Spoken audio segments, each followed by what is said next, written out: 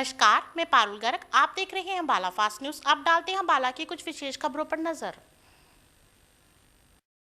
हरियाणा के गृह मंत्री अनिल विज ने कहा, हमने अंतर्राज्यीय सभी सीमाओं को पूरे तरीके से सील कर दिया है। दिल्ली के साथ लगते सभी जिलों में दिल्ली की वजह से संक्रमण फैला है।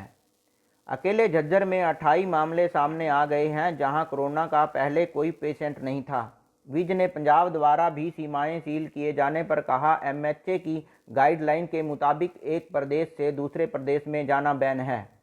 अब हमने यह फैसला लिया है कि जिन सर्विस को एमएचए ने मंजूरी दी है, उन पर भी हम रैपिड टेस्ट किट से टेस्ट करेंगे। यदि वे कोरोना नेगेटिव हुए तभी उन्हें हरियाणा में प्रवेश मिलेगा, अन्यथा उन्हें वापस भेज दिया जाएगा।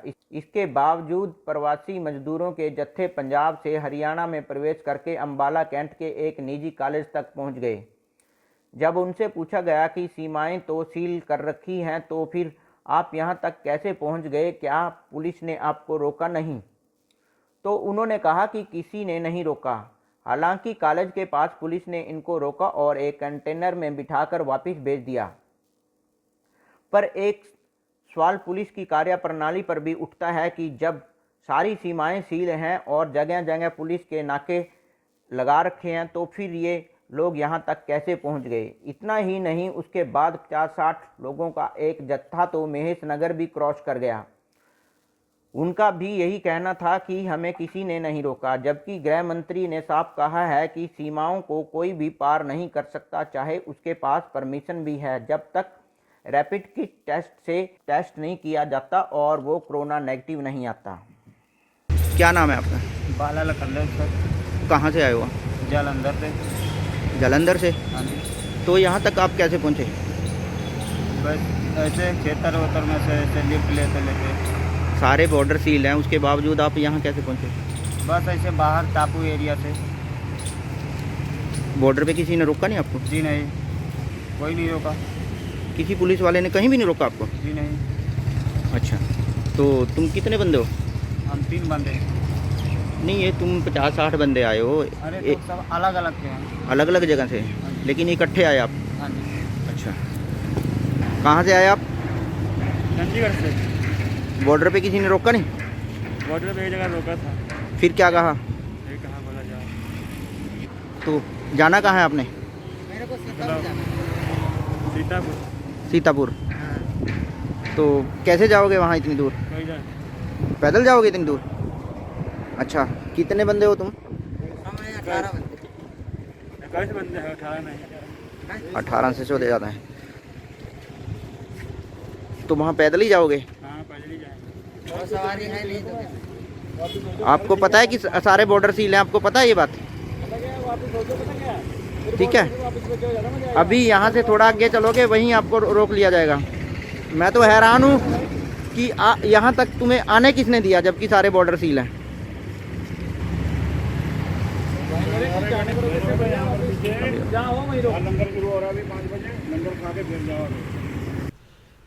हमने अपनी इंटरस्टेट सारी सीमाओं को पूरी तरह से सील कर दिया है।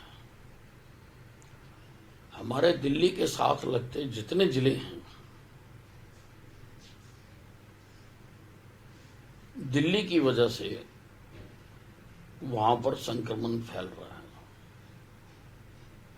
अकेले झज्जर जिले में 28 केस आ गए, जो पहले बिल्कुल कोरोना फ्री था।